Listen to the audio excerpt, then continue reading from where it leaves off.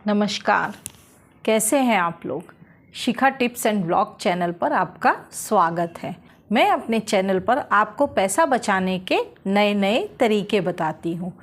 तो पैसा हम बचाएंगे कैसे, संभाल कर कैसे रखेंगे, ये तो आप लोग जान गए होंगे।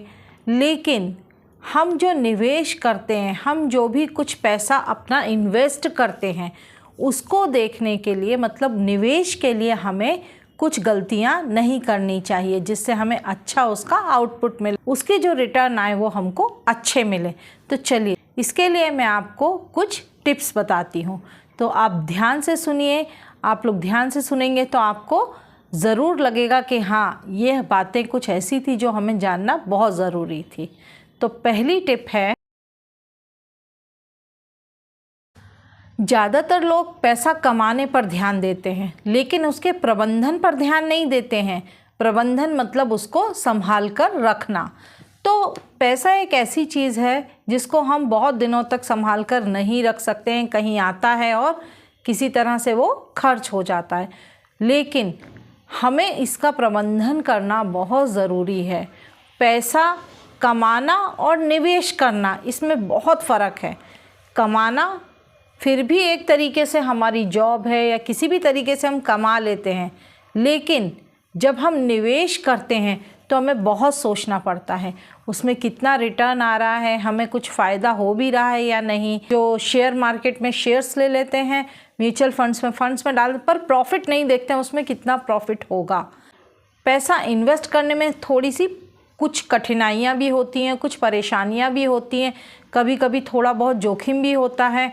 तो ये सारी चीज़ों को हमें सीखना पड़ेगा। निवेश करने के पहले हमें सीखना पड़ेगा कि हमें पैसा इन्वेस्ट करना है तो कहाँ करना है, कैसे करना है और कितना करना है। ऐसा ना हो कि हम पैसा इतना ज़्यादा इन्वेस्ट कर दें कि हमको महीने का खर्च चलाना मुश्किल हो जाए, या फिर इतना कम करते हैं कि जो कि हमारे भविष्य के लिए पूरा नहीं पड़ेगा। तो आज का सोच कर ना चलिए, हमेशा आगे की सोच कर चलिए। आज यदि हम अच्छा निवेश करेंगे तो बाद में हमको अच्छे रिटर्न्स भी आएंगे। मेरी दूसरी टिप है, निवेश लक्ष्य ना होना। अब मान के चलते हैं कि हम लोगों ने बहुत अच्छा एक म्यूचुअल फंड ले लिया जिसमें हम हर महीने 5,000 रुपये जमा करते हैं, लेकिन जब हमारे पास पैसा है तब तो हम अच्छी तरह जमा कर रहे हैं। कुछ समय बाद या किसी भी घर की प्रॉब्लम्स के कारण या आप किसी भी कारण से पैसा जमा करना भूल जाते हैं, तो जब हम पैसों का निकास करेंगे, जब हम उस पैसे को लेंगे तो वो हमें कम मिलेगा, मतलब उसका रिटर्न कम आएगा। अब इसमें आपको क्या करना है, अगर आपने किसी भी चीज़ की EMI ली है या किसी भी पैसे को, जैसे आपने फंड में डाला है कुछ भी अमाउंट, वो फिक्स अमाउंट पहले ही अलग कर दीजिए। पहला काम वो करिए, आप जो फंड है वो जमा करिए, जो भी EMI ली है वो जमा करिए, उसके बाद अपना पैसा खर्च करिए। तो हमें किसी भी निवेश के लिए पहले लक्ष्य निर्धारित करना पड़ेगा कि हमें ये काम करना है। जो भी हमने रेकरिंग या म्यूचुअल फंड जो भी किया है उसका पहले हमें जमा करना है। तो जब तक आपका ये लक्ष्य नहीं होगा तब तक आप कोई भी पैसा एकाग्रता के साथ नियमित रूप से जमा नहीं कर पाएंगे। तीसरा टिप है मेरा कि उच्च रिटर्न की तलाश। उच्च रिटर्न की तलाश से मेरा मतलब है कि आप कभी भी किसी दोस्त को देखकर, किसी रिश्तेदार को देखकर या किसी भी ऐसे जो आस पड़ोस में हैं उन लोगों को देखकर अपना कुछ भी निवेश निश्चित ना करें कि उसने ये लिया है, उसने ये पॉलिसी ली है, उसने ये FD करवाई है तो वही मैं भी करवा लूँ। हो सकता है कि उस व्यक्ति ने अपने हिसाब से, अपनी सैलरी के हिसाब से कुछ भी पॉलिसी या कोई भी चीज़ ली हो, लेकिन आपको देखना है कि आपकी सैलरी के हिसाब से, आपकी इनकम के हिसाब से कौन सी ऐसी पॉलिसी है, कौन सा ऐसा फंड है, कौन सी ऐसी FD है जो आपको उच्च रिटर्न देगी। ज़्यादा से ज़्यादा रिटर्न देगी और आप जितने टाइम के लिए कर सकते हैं उतने ही टाइम के लिए कीजिए। दूसरे को देखकर आपको कुछ भी डिसाइड नहीं करना है, वरना इसमें आपका ही नुकसान होगा। अब चौथी टिप है मेरी, अपने पोर्टफोलियो में डिफरेंस लाए, मतलब अपने पोर्टफोलियो में विविधता लाना। विविधता मतलब अलग अलग। एक कहावत आप लोगों ने सुनी होगी कि कोई भी एक ही डलिया में अपने सारे अंडे नहीं रखता। मतलब अगर आप एक ही जगह पर बहुत सारे एग रख देंगे तो जब वो आगे हम लेकर चलेंगे तो डेफिनेटली उसमें से कुछ ना कुछ अंडे टूट जाएंगे, मतलब हमको नुकसान हो जाएगा। तो मेरा कहना ये है कि आपका जो भी पैसा है जो आप इन्वेस्ट करना चाहते हैं वो एक ही दिशा में ना करें, मतलब एक ही चीज़ में ना करें, उस पैसे को अलग अलग जगह करें।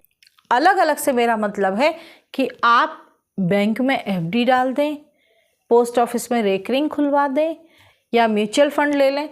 तो एक ही जगह पर आप सारा अपना सेविंग का जो भी आप इन्वेस्ट करना चाहते हैं वो ना करें, अलग अलग जगह करें, जिससे कभी ज़रूरत पड़ने पर आपको कुछ भी प्रॉब्लम हुई तो आप दूसरी जगह से अपना पैसा ले सकते हैं। तो अपने निवेश को अलग अलग जगह करें, जिससे आपको कभी भी रिटर्न चाहिए तो आपको प्रॉब्लम ना हो।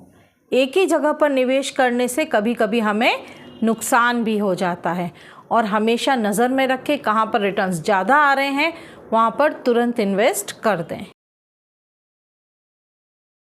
तो मेरा 5वां टिप है, वित्तीय सलाहकार नियुक्त करें। अपने लिए आप एक फाइनेंशियल एडवाइज़र ज़रूर रखें जो कि आपके निवेश में मदद करे, क्योंकि आजकल इतने सारे निवेश के तरीके देखने को मिलते हैं कि हम लोग खुद कंफ्यूज हो जाते हैं। और हम लोगों को जब इस फील्ड में हम नहीं है तो हमें इतनी जानकारी नहीं होती है। यदि आपके पास थोड़ा अमाउंट ज़्यादा है निवेश करने के लिए तो अपने लिए एक फाइनेंस एडवाइज़र ज़रूर रखें। तो वो क्या करेगा, आपको एडवाइस करेगा, मतलब आपको बताएगा वो कि कहाँ पर अपना पैसा निवेश करें जहाँ पर आपको अच्छे रिटर्न्स आए। तो मेरी एडवाइस यही है कि अगर आपके पास थोड़ा ज़्यादा अमाउंट है तो अपने लिए आप एक वित्तीय सलाहकार अवश्य रखें जो कि आपके पैसे को सही जगह पर इन्वेस्ट करवाएगा। और यहाँ पर हमको किसी के देख कर के चाल नहीं चलनी है।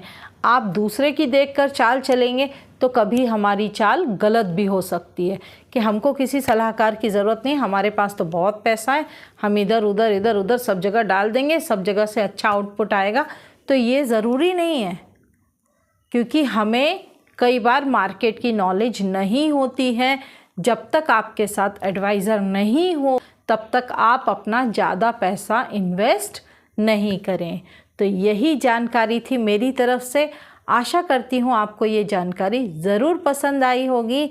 अगर आपको मेरा वीडियो पसंद आया हो तो प्लीज़ मेरे वीडियोस को लाइक कीजिए, अपने दोस्तों को शेयर कीजिए और मेरे चैनल को सब्सक्राइब कीजिए।